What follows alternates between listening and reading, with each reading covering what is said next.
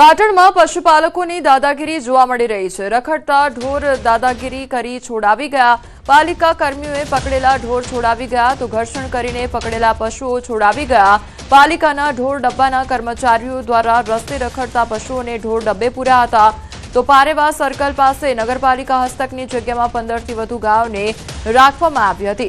પશુપાલકોએ જોહુકમી અને દાદાગીરી કરી ઢોર ડબ્બાના કર્મચારીઓને બેબસ ગાળો બોલી ઢોરોને છોડાવી ગયા હતા। તો પાટણમાં પશુપાલકોની અનેક વખત દાદાગીરીના દ્રશ્યો સામે આવ્યા છે। સમગ્ર મામલે પાલિકાના કર્મીઓ પશુપાલકો સામે પોલીસ ફરિયાદની તજવીજ હાથ ધરવામાં આવી છે। ત્યાંથી 15-20 ગાયો હતી અમે પકડવા ગયા તો એ લોકો રબારી ભરવાડો આવી મા બૂનો અમને ગાળો બોલી અમને અમારા કારકુનને બધાને અમારા કર્મચારીઓને મા બૂનો અમે ગાળો બોલી મારવાની ધમકીઓ આલી અમને અને ત્યાંથી ગાયો એ લોકો અમારા પાસે ભગાડીને લઈ ગયા। ગીર સોમનાથના ઉનામાં પીજીવીસીએલની ટીમ પર હુમલો કરી દેવામાં આવ્યો તો ગરાળ ગામે વીજ ચેકિંગ દરમિયાન હુમલાખોરોએ પથ્થર વડે હુમલાનો પ્રયાસ કર્યો। પીજીવીસીએલના જુનિયર ઇજનેર હાર્દિક ડોડિયા અને ઇલેક્ટ્રિક આસિસ્ટન્ટ અજીત ડોડિયાને માર મારવામાં આવ્યો।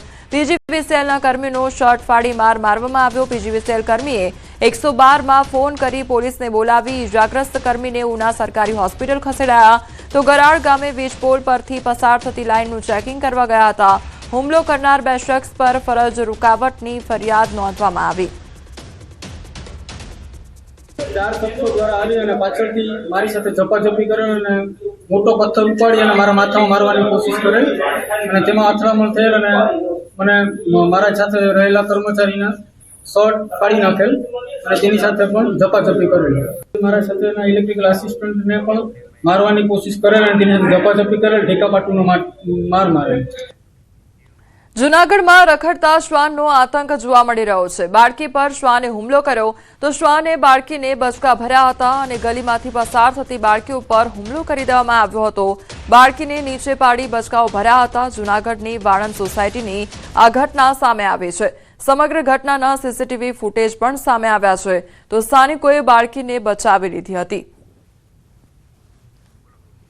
તો બાળકી ગલીમાંથી પસાર થઈ રહી હતી તે દરમિયાન આ બાળકી પર શ્વાન દ્વારા હુમલો કરી દેવામાં આવ્યો હતો। શ્વાને બાળકીને બચકા ભર્યા હતા અને બાળકી રસ્તા પર નીચે પટકાઈ હતી। તો જૂનાગઢનો આ બનાવ સામે આવ્યો છે કે જ્યાં બાળકી રસ્તા પરથી પસાર થઈ રહી હતી અને એકાએક શ્વાને આવીને હુમલો કરી દીધો હતો અને શ્વાન દ્વારા બચકા ભરવામાં આવ્યા હતા બાળકીને। તો બીજી તરફ બાળકી રસ્તા પર નીચે પણ પડી ગઈ હતી। ત્યારબાદ સ્થાનિકો ઘટનાસ્થળે આવ્યા અને સ્થાનિકો દ્વારા આ જે બાળકી છે તેને બચાવી લેવામાં આવી હતી।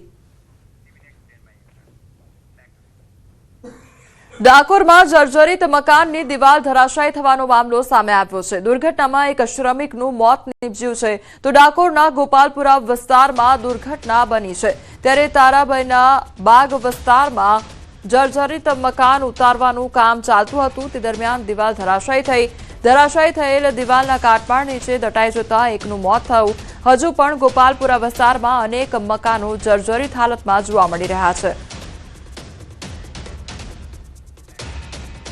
ગુજરાતની રાજનીતિને લઈને મોટા સમાચાર સામે આવ્યા છે। જેઠા ભરવાડે રાજીનામું આપી દીધું છે તો જેઠા ભરવાડનું ઉપાધ્યક્ષ પદેથી રાજીનામું આપવામાં આવ્યું છે।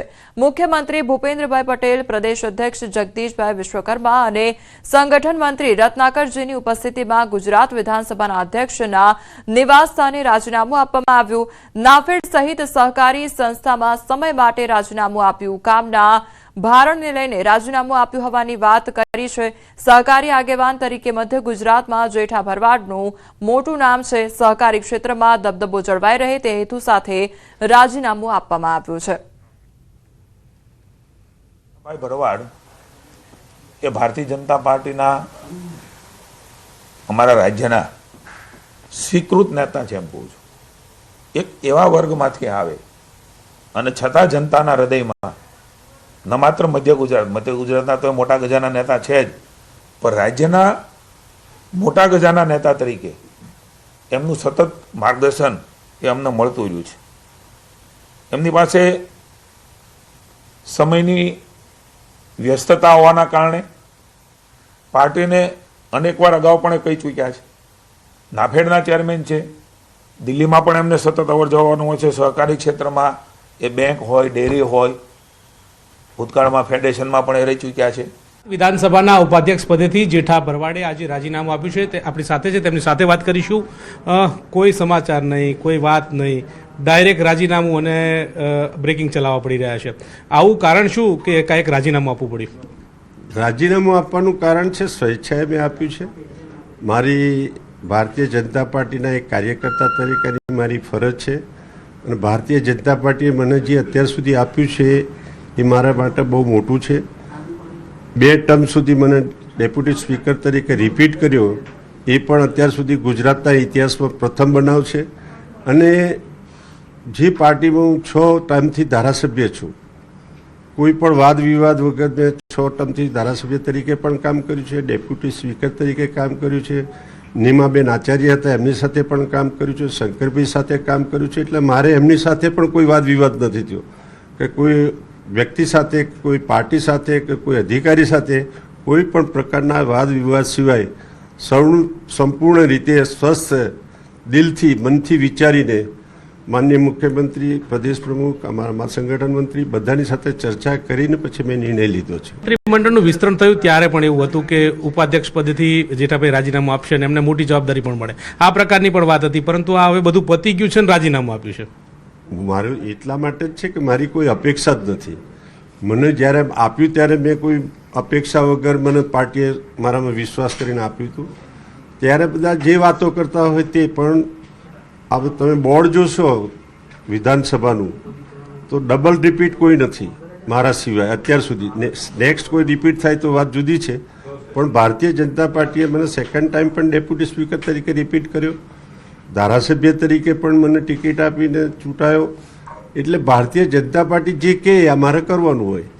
સંગઠન બાકી છે, ટીમ બાકી છે, તો ટીમમાં ક્યાંય સ્થાન તરીકે તમે જોઈ રહ્યા છો? આમ તો સંગઠનમાં કામ નથી કર્યું, પણ આ બી એક જવાબદારી મળે તો નિભાવશો, શું કરશો અને કેવી રીતે જોઈએ? કારણ કે સત્તાની સેમીફાઇનલ રીતે સ્થાનિક સ્વરાજ્યની ચૂંટણી પણ આવી રહી છે. બિલકુલ સાચી વાત છે.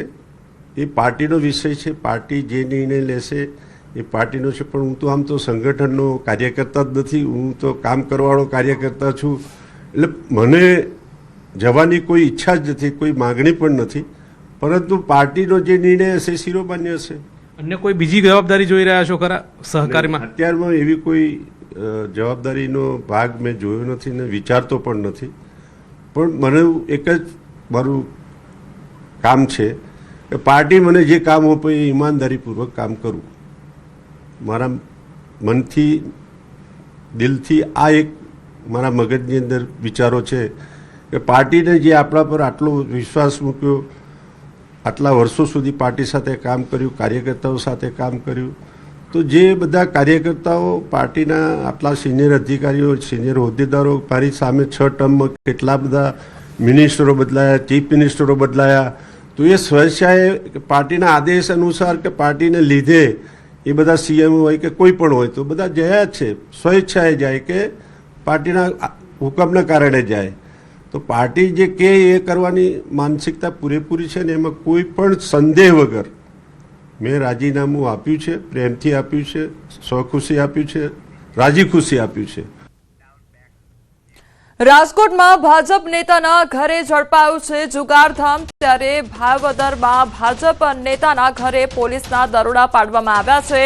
વર્તમાન કારોબારી ચેરમેનના પતિના ઘરે દરોડા પાડવામાં આવ્યા. 6 શખ્સોને 2,47,000ના મુદ્દામાલ સાથે ઝડપ્યા છે. 5 વ્યક્તિઓની પોલીસે ધરપકડ કરી છે, તો સિનિયર સિટીઝનને નોટિસ આપી મુક્ત કરવામાં આવ્યા છે.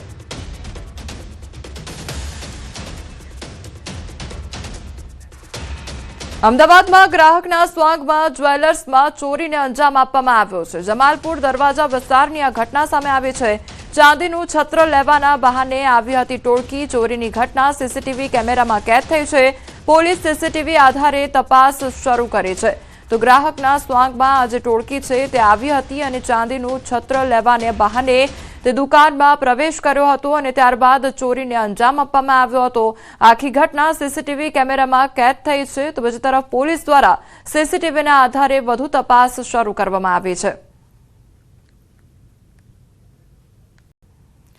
તો અમદાવાદનો આ મામલો સામે આવ્યો છે કે જ્યાં ગ્રાહકના સ્વાંગમાં ચોરીને અંજામ આપવામાં આવ્યો છે. જમાલપુર દરવાજા વિસ્તારની આ ઘટના કે જ્યાં ચાંદીનું છત્ર લેવાને બહાને જે દુકાન હતી તેમાં પ્રવેશ મેળવ્યો હતો અને ત્યારબાદ ચોરીને અંજામ આપવામાં આવ્યો હતો. આખી ઘટના સીસીટીવી કેમેરામાં કેદ થઈ છે. સુરતના ઉધનામાં આઈસ્ક્રીમની દુકાનમાં ચોરીને અંજામ આપવામાં આવ્યો છે. રોકડ અને સામાનની ચોરી કરી ફરાર થયા. ચોરીની ઘટના સીસીટીવી કેમેરામાં કેદ થઈ છે તો પોલીસે સીસીટીવીને આધારે વધુ તપાસ શરૂ કરી છે. તો સુરતની આ ઘટના સામે આવી છે કે જ્યાં આઈસ્ક્રીમની દુકાનમાં ચોરીને અંજામ આપવામાં આવ્યો છે.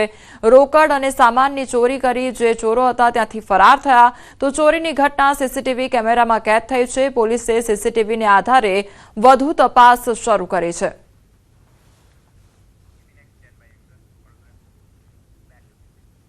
વડોદરાના વિદ્યાલયમાં થયેલી ચોરીનો ભેદ ઉકેલાઈ ગયો છે. ચોરીમાં સંડોવાયેલા 3 આરોપીઓ ઝડપાઈ ગયા છે. 16 ડિસેમ્બરના રોજ રાત્રે ચોરી થઈ હતી અને ધાબળા ઓઢીને આજે તસ્કરો છે તે આવ્યા હતા. તો આચાર્યની ઓફિસનું તાળું તોડી તસ્કરોએ 4.37 લાખની ચોરી કરી હતી. પકડાયેલ તસ્કરોને મનન વિદ્યાલય ખાતે લાવી ઘટનાનું રીકન્સ્ટ્રક્શન કરવામાં આવ્યું હતું. શિનોર પીઆઈ સહિત પોલીસ સ્ટાફ રીકન્સ્ટ્રક્શન સમયે હાજર રહ્યો હતો.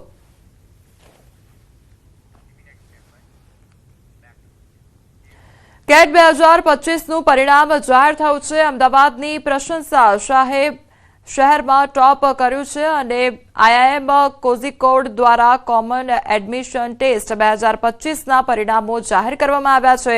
તો દેશભરમાંથી આશરે 2.58 લાખ ઉમેદવારોએ 30 નવેમ્બરે યોજાયેલી પરીક્ષા આપી હતી. ગુજરાતમાંથી 12,000 વિદ્યાર્થીઓ પરીક્ષા આપી હતી. અમદાવાદના 44 જેટલા વિદ્યાર્થીઓએ 99% અને તેનાથી વધુ હાંસલ કર્યા. તો અમદાવાદની પ્રશંસા શાહે શહેરમાં સૌથી ઉચ્ચ 99.99% મેળવીને ટોપ કર્યું. આગામી તબક્કામાં આઈએમએસ દ્વારા શોર્ટલિસ્ટિંગ અને ઇન્ટરવ્યૂ પ્રોસેસ શરૂ થશે.